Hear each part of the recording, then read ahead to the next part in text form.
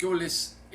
Pues quiero nuevamente hablar del tema del juicio del Chapo, porque surgieron noticias muy importantes respecto a dos temas que creo son tarea pendiente para el gobierno de Andrés Manuel López Obrador. Primero, en su testimonio ante el jurado en la Corte Federal del Distrito Este, aquí en Brooklyn, Nueva York, el narcotraficante Dámaso López Núñez, conocido como licenciado, que es compadre del Chapo Guzmán, padrino de una de sus hijas mellizas que tuvo con Emma Coronel, precisamente habló de su comadre. La implicó en la fuga del Chapo Guzmán del penal de máxima seguridad del Altiplano en Almoloya de Juárez, Estado de México. Dijo que cuando el Chapo estaba preso, en 2015, antes de su fuga en julio de ese año, Emma Coronel lo buscó. Le llevó un mensaje de su marido de que buscara a una persona para que se la enviara a Toluca. El licenciado le envió a su cuñado, de nombre Leonardo, y este empezó a hablar con los custodios del penal.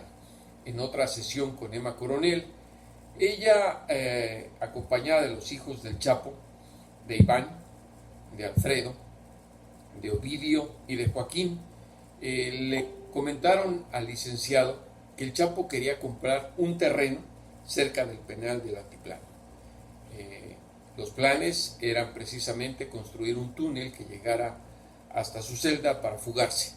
También solicitó al licenciado que comprara una bodega o le consiguiera una bodega cerca del penal, que le llevaran un reloj con aparato de GPS para definir las coordenadas que habría del terreno que iba a comprar sus hijos hasta la celda. El Chapo en otra sesión le notificó al licenciado que ya estaba escuchando los ruidos de las excavaciones, que incluso los reos del penal se quejaban por el ruido, y es que estaba bastante gruesa la capa de concreto que estaba debajo de la celda del Chapo. La historia ya la sabemos, se fugó. El licenciado dijo que una semana más o menos después de que se escapó su compadre, lo vio en La Tuna, en Badiraguato, donde nació el Chapo, y ahí le contó que cuando se bajó del túnel cayó montado en la motocicleta y la motocicleta era manejada por otra persona y lo remolcaron hasta la salida de la entrada del túnel.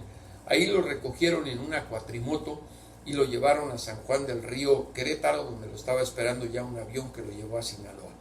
La fiscal Amanda Liscam le preguntó al licenciado que quién llevó al Chapo del terreno a la bodega que él había conseguido para después llevarlo al aeropuerto, y le dijo que fue un hermano de Emma Coronel.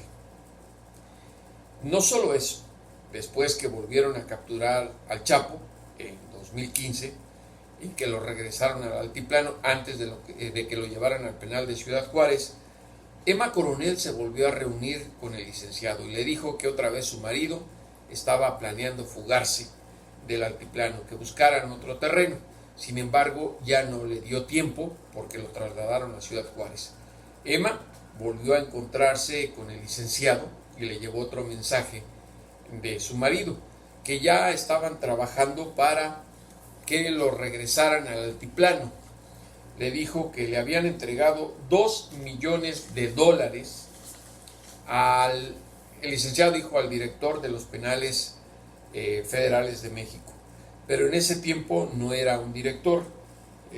La directora del órgano de administración descentralizado de Centros de Prevención y Adaptación Social era Celina Oseguera Parra. Creo que con esta declaración del licenciado, el gobierno de Andrés Manuel López Obrador estaría obligado por lo menos a interrogar a Emma Coronel sobre su papel en la fuga de su marido. Además, en 3 cartas que le envió el Chapo cuando estaba preso al licenciado, escritos con su propia mano, ahí también da cuenta de que Emma Coronel estaba implicada en la coordinación del trasiego de drogas. Por eso creo que esta mujer debe ser interrogada, por lo menos por el gobierno de Andrés Manuel López Obrador. Es ciudadana estadounidense y mexicana, pero sus hijas se encuentran en el territorio nacional y tendrá que volver en algún momento a México, a menos que ya decidan no hacerlo, por temor a que la puedan interrogar. Pero creo que que la responsabilidad recae en el gobierno de López Obrador.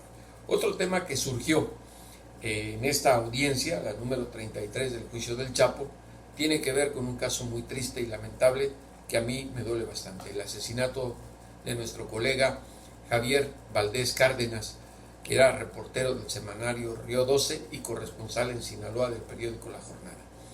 El licenciado dijo que fueron los hijos de Chapo Guzmán, los que ya mencioné, quienes ordenaron el asesinato de este colega.